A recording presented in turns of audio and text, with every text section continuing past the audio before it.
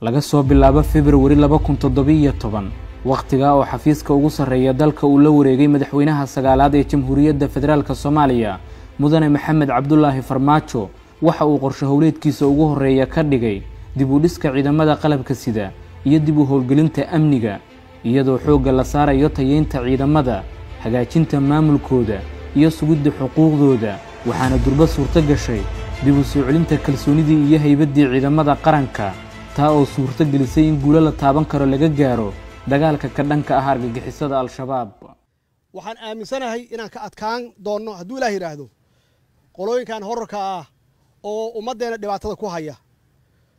insha Allah waa guuleysanaynaa waxaana dalkiina iyo dadkiina u soo hooyn doontaan guul waxa dadkiina iyo dalkiina u soo hooyn doontaan magac wanaagsan iyo sharaf annagana dawlad ahaan iyo madax ahaan diyaar ayaan idin la nahay wax alla wixii karaankeenna oo tabarteenna ah inaan idin la garab istaagno inaan idinka warqabno inaan idin la soconno xaaladda aad ku jirtaan rajada dib u dhiskoodu waxa ay ahayd riyo ku nool qalbiyada malaayiin Soomaaliyeed waxaa hamuunta ugu weyn u qabay dib u howlgelintooda nidaamka dawliga ah ee dalka oo helidda cudud difaacadaha joogay in ka badan 10 sano dugaashanaya awoodo shisheeye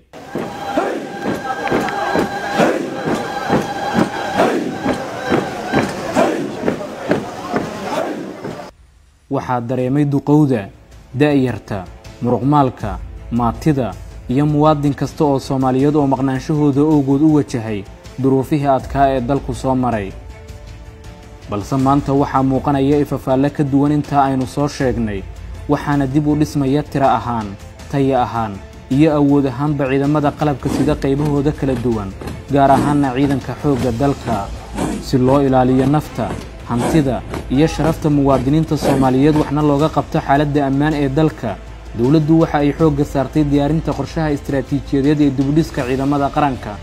dib u habeynta iyo diiwaangelinta ciidamada qalabka sida gaar ahaanna ciidanka xoogga dalka ayaa ka mid ahaa guulihii ugu muhiimsanaa ee la gaaray 2017-2021 waxaana xusid mudan in iyada oo la adeegsanayo habka diiwaangelinta casriga ah lagu xaqiijiyay tirada rasmiga ah ee ciidamada qaranka ayna caddaatay in 40% ciidamadii hore u diiwaan gashanaa aysan sax ahayn taasi oo ka mid ahayd caqabadihii hortaagnaa guulaha ciidamada qaranka waxaana korortay 60% tirada ciidamada waxaa fududaatay in si joogto ah ay u helaan xuquuqdooda dhammaanba ciidamada qalabka sida sidoo kale dawladdu waxa ay dadaal badan gelisay hirgelinta dugsiyo tababar oo si joogto ah u soo saara da'yar aqoon-yahano ah kuwaasi oo shaqada ciidamada qaranka ku soo kordhiyay karti howlkarnimo iyo daacadnimo waxaanay kumaando Soomaaliyeed hada waxaan ku dilnaa gacan bira kastaan joognaa irka dhulka wadda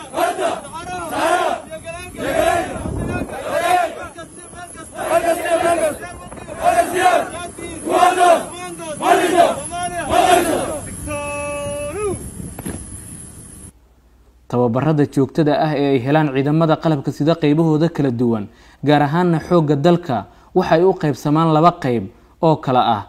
qayb ciidamadu ay gudaha dalka ku qaataan tababarro xirfad sare leh kuwa oo ka soo qalin jabiya dugsiyo kala duwan oo ku yaala dalka sidoo kale waxaa xigta tababar ay u aadaan dalka dibadiisa oo ay ka soo qaataan koorsooyin casri ah joogtaynta mushaarka iyo daryeelka ciidamada oo ay dawladdu siisay muhiimad weyn ayaa ah talaabo kale oo loo qaaday moraal dhiska ciidamada qaranka iyadoo oo bil kasta loogu shubo akoon xisaabeedka gaarka ah ee askariga iyo sargaalkaba mushaarkooda taasi oo meesha ka saartay runsashada iyo musuqmaasuqa xuquuqda ciidanka sida la socotaan excellency shaqada waxay u kala qaybsaneed wajiga koowaad iyo wajiga labaad ayadoo wajiga koowaad uu ahaa xog aruurin la soo aruuriyay warbixintii qolalka xoog dalka Soomaaliyeed lagu soo kormeeray ayadoo la soo ogaaday askariga dhibaatooyinkiisa problemyada haysta iyo waxyaabaha uu u baahan yahay kadib markii la soo gudbiyay warbixintii dhibaatooyinkii askarta haysatay oo ahayd in mushaarka aysan soo gaarin askariga oo taliyaha markii gacanta loogu dhiibay laba yaabo inuusan siinin ama wax ka reebto waxaa madaxweynaha Jamhuuriyadda Federaalka Soomaaliyeed iyo ra'iisul wasaaraha amar ay ku bixiyeen in lagu soo diiwaangeliyo systemka payrollka ayadoo lagu soo diiwaangeliyay FMS systemka si askariga akoonkiisa oo lacagta ugu helo si toos ah ayadoo san cidna aysan u dhaxaynin diiwaangelinta markay dhammaatay askarigii la hubsaday inuu lacagtiisa helayo mudane madaxweyne waxaa loo dhaqaaqay in maamulka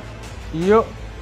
taliyayaasha askartaas xukunta in wax laga qabto waxaana loo dejiyay habraacyo ay ku shaqeeyaan si loo xakameeyo saddexda waxa ugu muhiimsan oo ah saadka maamulka lacagta iyo ciidanka oo ah personaalka. qorshaha la wareegidda amniga dalka STB dadaal qaatay muddo 5 sano ah oo la geliyay sugidda amniga iyo soo celinta haybadda dawladnimada. dawladdu hadda waxa ay diyaar u tahay la wareegidda mas'uuliyadda amniga guud ee dalka